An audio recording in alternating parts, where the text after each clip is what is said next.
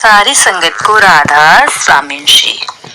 कहते हैं कि एक दिन शिकायत तुम्हें वक्त और जमाने से नहीं रहेगी, तुम्हें शिकायत ना अपने आप से हो जाएगी, क्योंकि गुरु, सत्संग, सेवा, सिमरन सब कुछ तुम्हारे पास था और तुम दुनिया में ही उलझे रहे।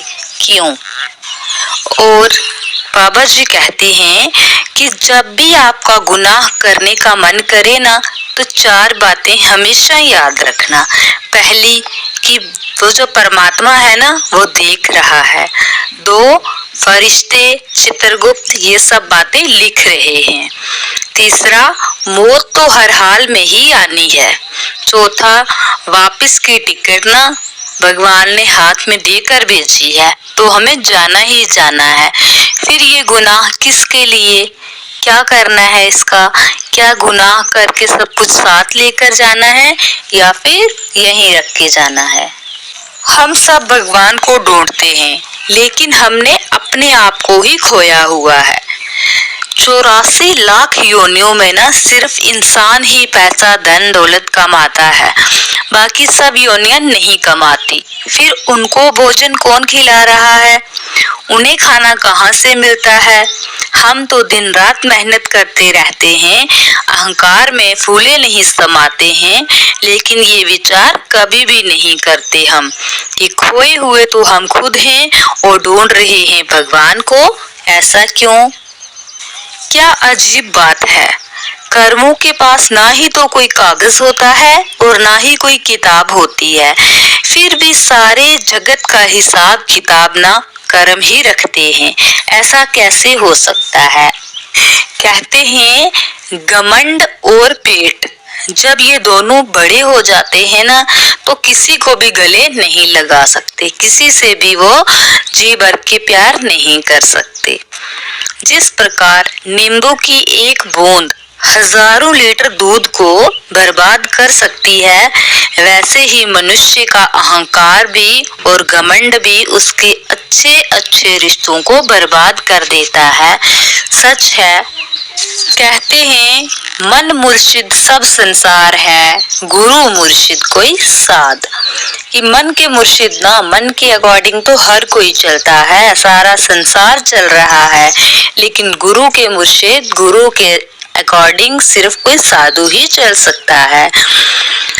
अपने आप से हर रोज एक पूछने वाला सवाल है कि हमें वफादार किसके प्रति रहना चाहिए, मन के प्रति वफादार रहें या फिर उस परमात्मा के प्रति वफादार रहें। मन के प्रति वफादारी है वो मौत है, और परमात्मा के साथ वफादारी करने वाले के लिए सिर्फ मुक्ति ही है। आप सबको हमारी तरफ से राधा स्वामी जी। जीवन का एक बहुत ही अच्छा और अटल सत्य है कि लोहा नरम होकर ना हथियार बन जाता है, औजार। सोना जब नरम होता है तो वो जेवर बन जाता है, मिट्टी नरम होती है तो वो खेत बन जाती है, जब आटा नरम होता है ना वो रोटी बन जाता है।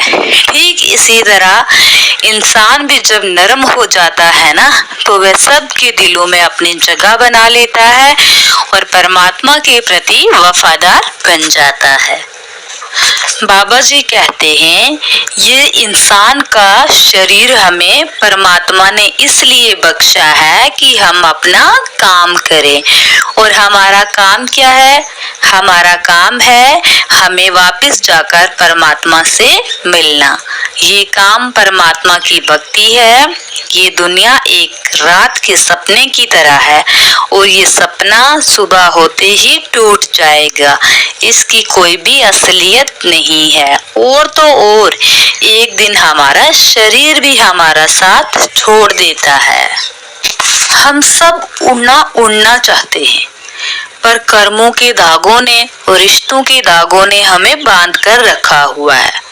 इन धागों को काटने के लिए कैंची हमें गुरुजी ने, परमात्मा ने दे रखी है, पर हम उस कैंची का इस्तेमाल ही नहीं करते।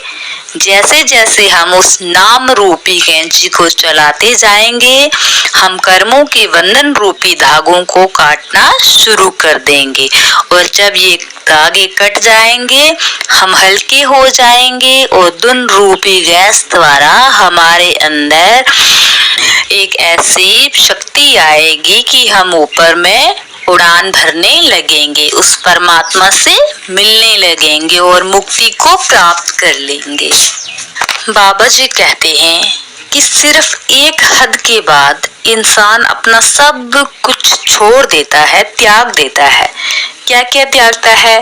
दूसरों से शिकायत करना, मिन्नतें करना, मनाना, और फिर ना दिल हमारा ऐसा हो जाता है कि कोई बात करे तो ठीक, ना करे तो भी ठीक, क्योंकि हमें ये पता चल जाता है कि ये दुनिया बहुत झूठी और मतलबी है। इसके आगे हमारा कोई जोर नहीं। हम चाहे कितना भी कुछ कर लें दूसरों के लिए, पर वो दूसरे हमारे अपने कभी भी नहीं बन सकते हैं।